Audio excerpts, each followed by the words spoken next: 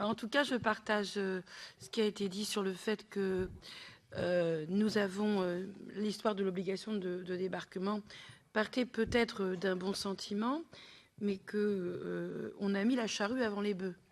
si je puis dire. C'est-à-dire que à partir du moment où on voulait obliger au débarquement et interdire le rejet, on aurait dû mettre en place un plan, peut-être un plan pluriannuel sérieux avec des moyens et des moyens de recherche scientifique. On l'a vu à travers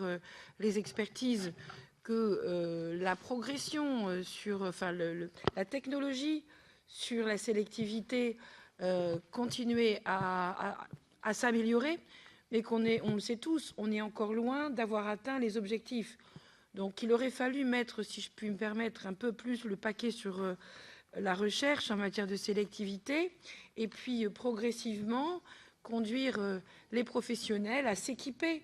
avec tous les moyens, pas seulement d'ailleurs les moyens FEAMP habituels qui consistent à payer une partie de l'équipement, mais les moyens humains également, car ces nouveaux engins sont des engins qui nécessitent également des savoir-faire. Enfin, je ne vais pas être plus longue, je voulais seulement dire cela, que même si on partait sur de bonnes intentions, l'enfer est pavé de bonnes intentions,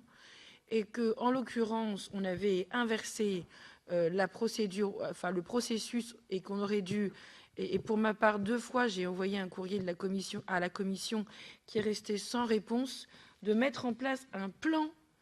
de mise en œuvre de la sélectivité des navires avant de commencer par l'obligation brutale de débarquement dont on voit aujourd'hui